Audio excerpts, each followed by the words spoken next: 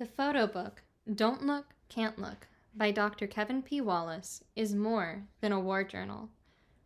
As he states inside, it's a fusion of photography and poetry meant to show Afghanistan through my eyes and mind, and document an internal struggle with PTSD.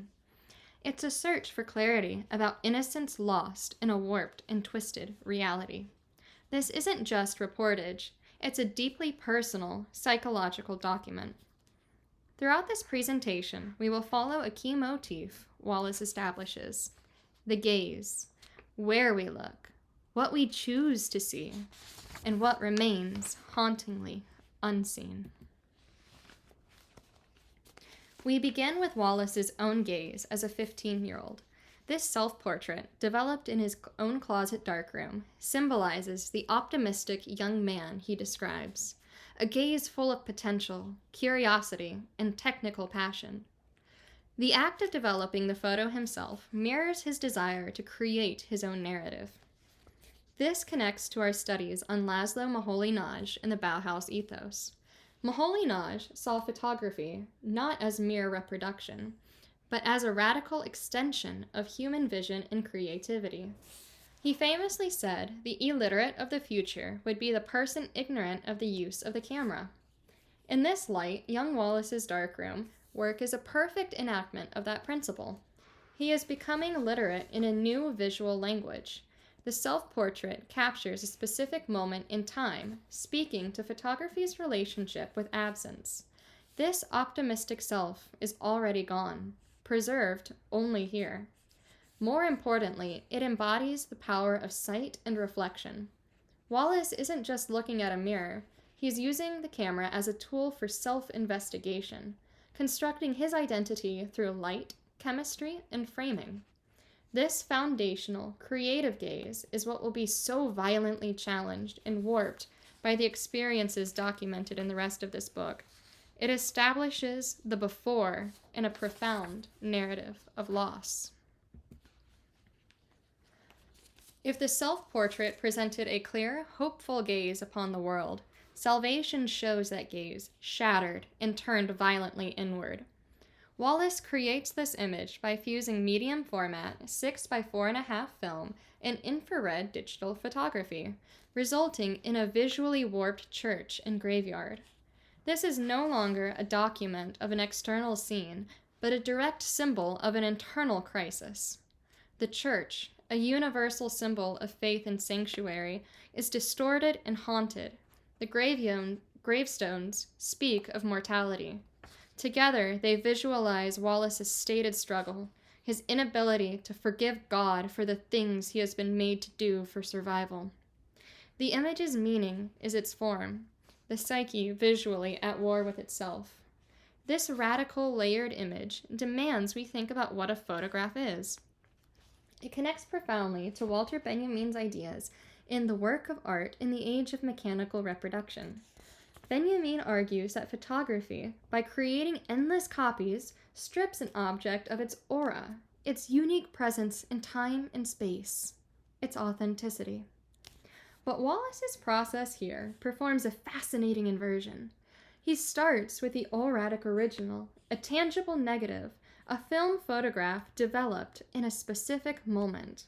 He then subjects it to the mechanical digital reproduction and fusion, not to erase its aura, but to embed a new traumatic one. The ghostly, warped result isn't a loss of the original's aura. It's the mechanical creation of an aura of trauma. The image's power isn't in its reproducibility, but in its stubborn, unique, and haunted unreality. It uses mechanical means to visualize what is fundamentally unreproducible, a private psychic wound. In doing so, it challenges Benjamin's dichotomy, becoming a work of art whose aura is precisely its manufactured testimony to an inner truth. Here, the focus of the gaze shifts decisively outward, to the subjects of the war. We see a young Pashtu girl inherently focused on the simple, caring task of putting shoes on her little brother. Critically, her gaze is averted. She does not look at the camera or at the photographer. She is absorbed in her own world in an act of tenderness. This compositional choice is loaded with meaning. It denies the viewer the easy connection of a direct address. Instead, it creates a sense of intimate observance and simultaneously respectful distance. As Wallace's accompanying poem notes, she finds a peaceful pause in a world without peace. Her averted gaze symbolizes a focus on survival, dignity, and the small human rituals that persist amidst chaos. She is not defined by the war around her, but in her quiet agency within it. Furthermore, Wallace's deliberate use of vibrant color is a critical formal choice. The bright green of her hijab and the rich textures of the cloth stand in the stark, luminous contrast of the drab, monochromatic mud walls of her environment. This isn't a desaturated, gritty palette we often associate with war photography. This connects precisely to the critique outlined by Sally Euclair in New Color Photography. In her first chapter, The Problematic Precedents, she argues that the dominant cultural association of color photography was with commercialism, the selling of products, life, and ideals. Its cheerful palette was seen as inherently superficial, unfit for serious artistic or documentary work. Wallace's image pushes back against this inherited bias. He uses color not to sell or to beautify, but to bear witness with heightened specificity and empathy. The color is not commercial gloss. It is textural, environmental, humanizing. It records the actual green of her scarf, the real tones of the earth and the wall. By doing so in a war zone, a subject traditionally rendered in serious tones, he reclaims color from its commercial precedents. He asserts that the full, complex reality of this moment, including its small points of vivid beauty and care, demands a full spectrum to be truthfully seen. He uses the very medium associated with selling a lifestyle to document the resilience of a life.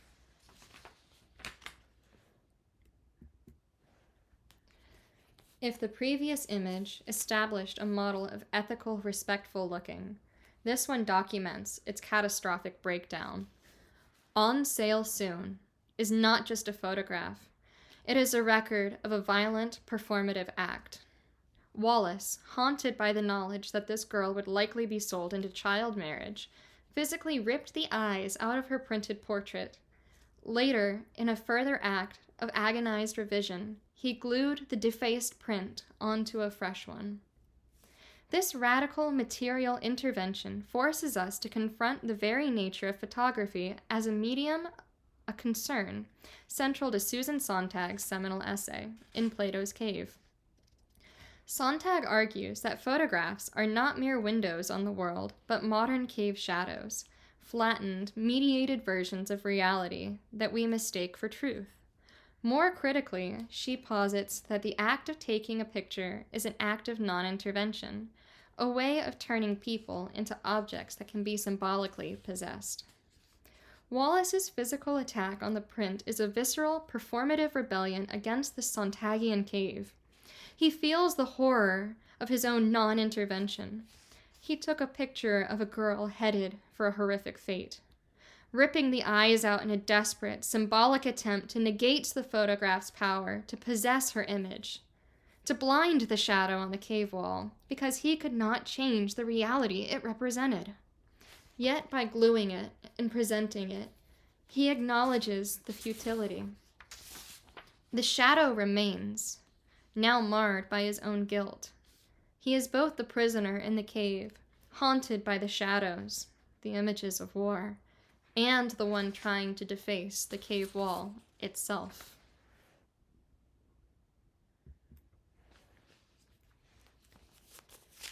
We now confront the gaze in its most starkly institutional form, the instrumental gaze of the soldier.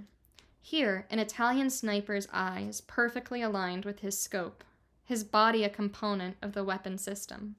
This image visualizes the phrase from Wallace's poem, "To work as one mind, 11 fingers, 1 trigger, 1 blood. The individual gaze is subsumed into a collective mechanistic act of looking with a single purpose, to identify and eliminate a target. This is looking as a function of control and violence. The gaze is no longer about understanding, empathy, or even personal survival, in the chaotic sense we'll see next. It is calibrated, rationalized, and detached. The evil he aims at is abstracted into a shape in a crosshair. The image's meaning lies in its terrifying fusion of human vision and ballistic technology, a look that is an extension of the trigger finger. While this image documents a lethal military function, Wallace elevates it into a work of art through a profound attention to atmosphere and ephemeral light. Notice the way the sunlight pierces the delicate cloud of dust suspended in the air, dust kicked up by the rifle's recoil from a shot just fired. The sniper holds his position, a study in stillness, within this ethereal, momentary haze. This pursuit of the fleeting, significant moment connects directly to the philosophy of Alfred Stieglitz and the photo-secessionists. Stieglitz argued for photography as a fine art, championed by the concept of the equivalent, where a photograph could transcend its subject to evoke an emotional or spiritual state. He sought moments where form, light, and time coalesced into something symbolic. Here, Wallace does something similar. He isn't just documenting a sniper, he is capturing the aftermath of violence made visible. The dust cloud is the photograph's true subject, a transient, beautiful, and ominous trace of an invisible action, the bullet's path, the recoil.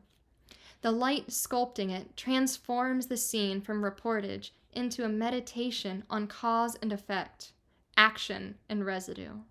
Like Stieglitz's Cloud series equivalents, which used abstracted skies to express inner feelings, Wallace uses this specific gritty atmosphere to express the haunting, suspended reality of the battlefield, a place where moments of intense violence are followed by an eerie, dust-filled quiet, all under the same indifferent sun.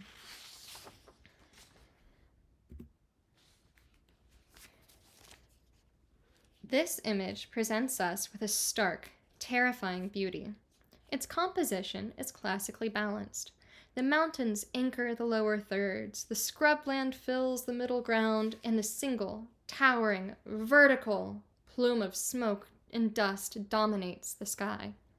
At first glance, its structure feels oddly serene, even picturesque. This deliberate composition invites a direct and chilling comparison to the tradition of American landscape sublime, specifically the work of Carleton Watkins. Looking back to Watkins's 1866 photograph, the Yosemite Valley, from the best general view. Both images share an identical compositional logic: majesty, receding mountains, established scale and depth, with a singular, awe-inspiring vertical element, drawing the eye upwards. For Watkins, a majestic, ancient tree. For Wallace, a monstrous, man-made plume of a 2,000-pound bomb. This is where Wallace's commentary becomes profoundly conflicted.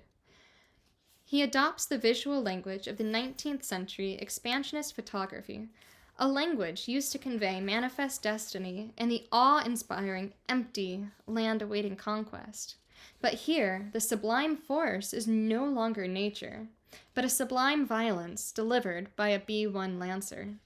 The best general view is now a target acquisition. Yet Wallace's poem, "The Bass Shakes My Soul," forces us to sit with the moral tension. He calls the blast a symphony and 2,000 pounds of freedom. This is not mere irony. The target was a Taliban headquarters and IED factory. In the brutal logic of the war he was embedded in, this plume of destruction represents the cessation of future violence. It is a sublime, terrible beauty with a purpose, to dismantle the machinery that makes bombs to kill his comrades and the Afghan children we've seen. The awe, therefore, is a horrifying compound of horror and necessity. The image and text together expose not just the aestheticization of warfare, but the psychic cost of believing in the mission. The gaze he is in is the sublime gaze, but it is the sublime utterly corrupted by its source and sanitized by its intent. It forces us to question not only what we find beautiful, but how justification can itself become a terrifying, soul-shaking aesthetic experience. This also embodies the concept of the technological sublime, the awe inspired by human engineering and destructive power, like the Apollo launch or the atomic bomb. Wallace fuses the natural and technological sublimes into a single image, showing the moment the latter violently imprints upon the former. We now move from the distanced panoramic view of violence to the most immediate and chaotic reality. This image captures the instant an 11-man team and Valdo the dog were engulfed in a firefight with a force 10 times its size. There is no one single focal point. Sergeant Shepard fires a grenade on his right. Private First Class Bradley ducks on the left. An RPG explodes in the field ahead, and machine gun fire chips away at the wall. Here, the gaze is fragmented, reactive, survivalist. There is no time for the composed, decisive moment of a Cartier-Bresson. Instead, Wallace captures a shattered moment, vision overwhelmed by simultaneous threats. The visual chaos is a direct representation of combat stress. The gaze cannot settle. It must dart from threat to threat. The rubble in the foreground is literally what remains of a coherent viewpoint. This aesthetic of fragmentation connects directly to the photographic movement of new journalism in the 1960s and 70s, particularly the work of Larry Burroughs in Vietnam, and more recently, Tim Hetherington in Afghanistan. Photographers like Burroughs moved in close, used chaotic framing, and embraced blur and grain to convey the visceral, disorienting, physical and psychological experience of war from the soldier's perspective, rather than presenting a clean, tactical overview. Wallace operates firmly in this tradition. His composition rejects heroic, single-point drama by showing us a field of simultaneous action and reaction, attack, defense, and impact, all in one frame. He visually argues that the truth of modern infantry combat is sensory overload and collective vulnerability. The poem Unknown Heroes laments their anonymity. This photograph visually enacts it by denying us a clean, iconic portrait of heroism. Their heroism exists in this blur of mutual support amidst the flying debris. This shattered gaze is the visual correlate to being unknown. There is no clear narrative here for an outside viewer to easily digest, only a confusing blast of information. To understand it, you had to be there. In this way, the photograph itself becomes a monument to the incommunicable, fragmented memory of trauma, resisting the very clarity that traditional war photography often imposes on chaos. The final stanza of the poem reads, "When you write the history books, what names will you write down? Just remember those soldiers then, those unknown heroes now."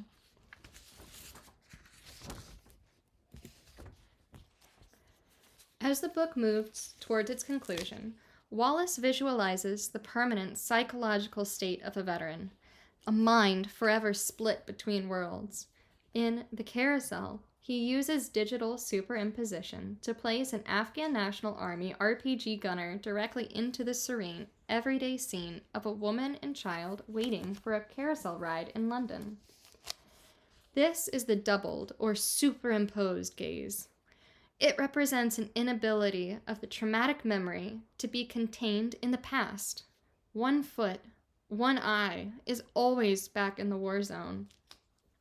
overlaying and disrupting the present moment of presumed peace.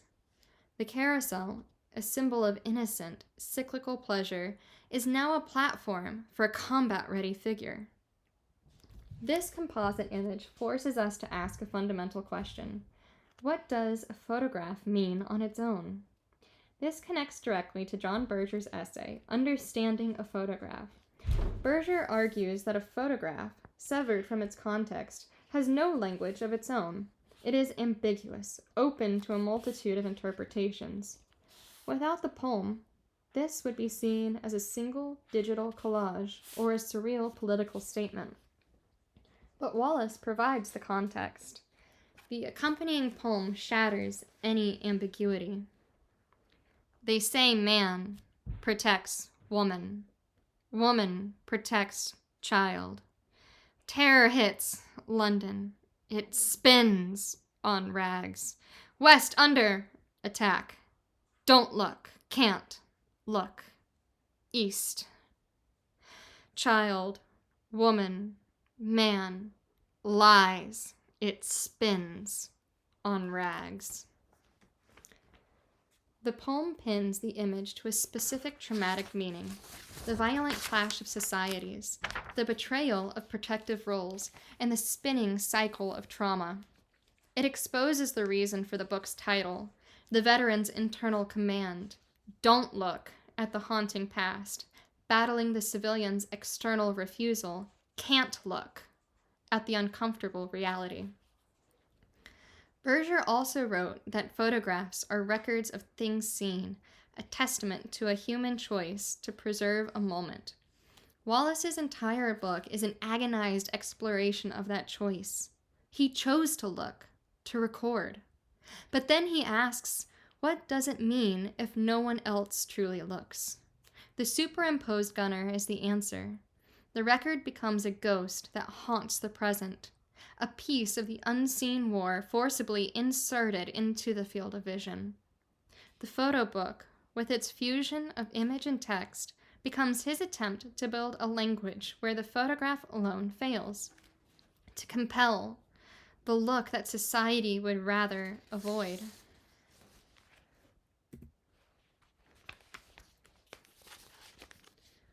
We end with Wallace's final, masterful juxtaposition.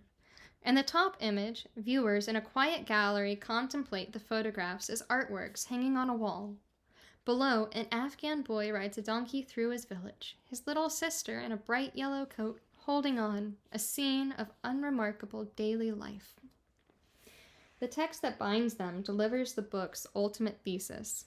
What we see as art for others was just life.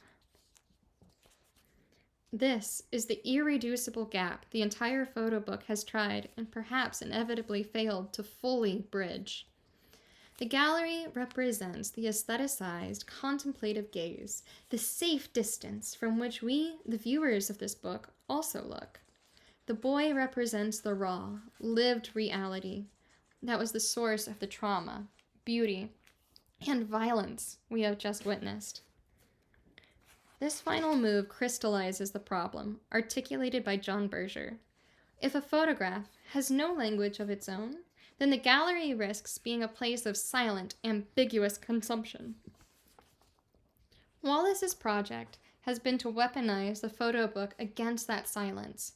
He has used poetry, montage, and physical intervention to build a specific, urgent language around his images, a language of guilt, shattered perception, and moral horror to direct our gaze and to charge it with meaning. So what does don't look, can't look ultimately achieve? It does not allow us to fully know life as the boy knows it, but it rigorously documents the profound cost of the gaze that tried to witness it.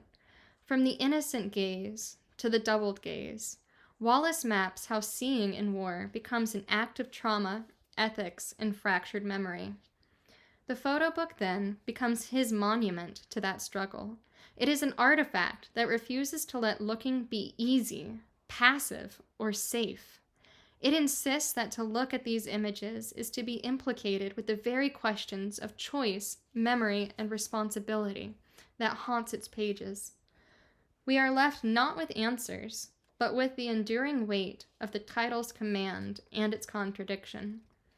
A plea to both look and to understand why we so often can't.